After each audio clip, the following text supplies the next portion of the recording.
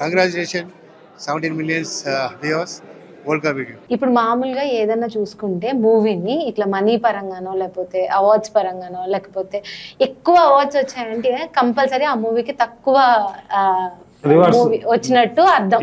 ఎక్కువ హిట్ అవ్వలేదు, అవార్డ్స్ అయితే వచ్చాయి కానీ కమర్షియల్ గా హిట్ అవ్వలేదు అంటారు.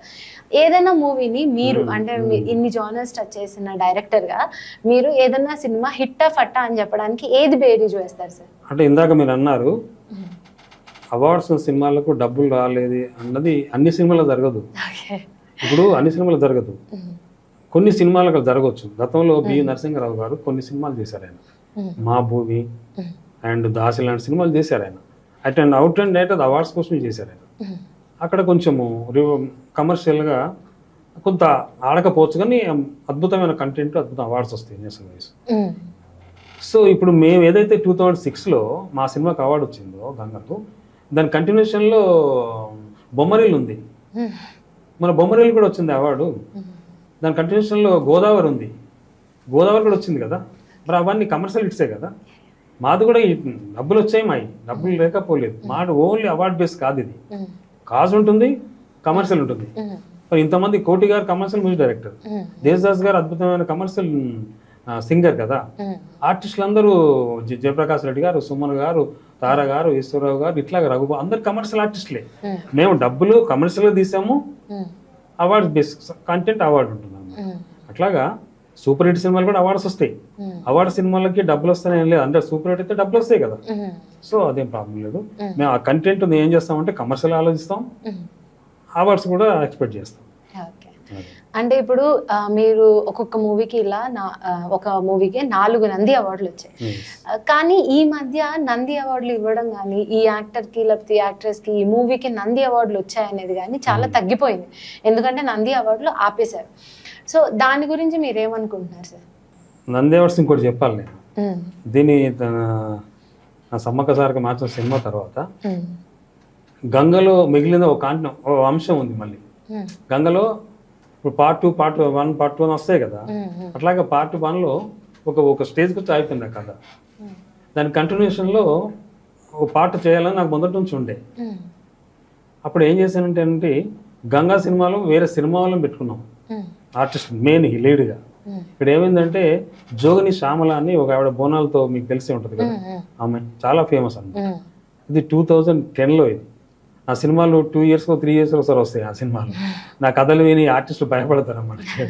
అట్లాగా 10లో జోగిని అమ్మవారు డైరెక్టర్ ఆమె దగ్గరికి వెళ్ళాను. ఆమె చాలా చూడడానికి బాగుంటుంది, వెళ్ళి కథ చెప్పాను. అందరు జనరల్గా ఒకరి బయోపిక్ తీసుకొని వేరే వాళ్ళు యాక్ట్ చేస్తారు. సపోజ్ ఒక బయోపిక్, ఇప్పుడు బాలసుబ్రహ్మణ్యం బయోపిక్ ఉంది, ఆయన యాక్ట్ చేయకుండా ఇంకో అతను పెట్టి చేయాల్సి వస్తుంది. అట్లాగా ఇక్కడ ఏం చేసామంటే జోగిని శ్యామలగా తన బయోపిక్ తనే హీరోయిన్. అది 100 years ఫిల్మ్ ఇండస్ట్రీలో 100 years ఫిల్మ్ ఇండస్ట్రీలో ఇదే first cinema throughout India, all languages. తన బయోపిక్లో తనే హీరోయిన్ అన్నది అదొకటే సినిమా. ఆవిడ శ్యామల భయపడింది చేయడానికి, లేదమ్మా ఆమె ట్రైన్ అప్ చేసి ఫిజికల్గా మెంటల్గా acting wise 6 months train up చేసి ఆవిడని పెట్టి సుమన్ గారిని పేరు పెట్టాం. మళ్ళీ సుమన్ గారు ఉంటే ఆమె భయపడుతుంది. మళ్ళీ ఆయన సీనియర్, అప్పటికే చాలా సీనియర్ కదా. సో ఆయన ఒక బ్యూటిఫుల్ ఈమె లైఫ్ని ఆయన రీసెర్చ్ చేస్తారు అనమాట. ఆయన PhD స్కాలర్ క్యారెక్టర్.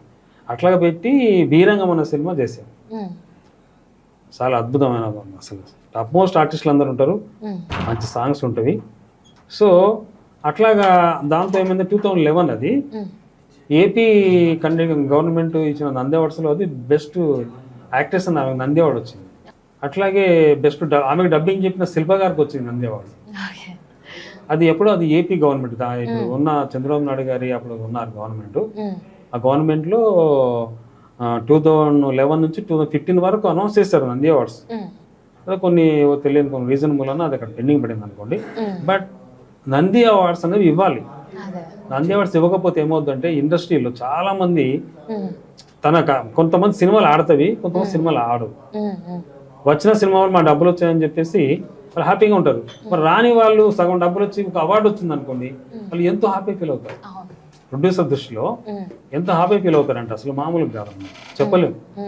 అలాంటప్పుడు నంది అవార్డ్స్ ప్రతి స్టేట్లో ఉన్నవి, ప్రతి స్టేట్ గవర్నమెంట్లో అవార్డ్స్ ఉన్నవి, ఒక్కొక్క స్టేట్లో ఒక అవార్డు పేరు ఉంటుంది. మనం నంది అవార్డ్స్ ఉన్నది అసలు నంది అవార్డ్స్ అన్నవి ఇవ్వకపోవడం చాలా బాధాకరం అనమాట.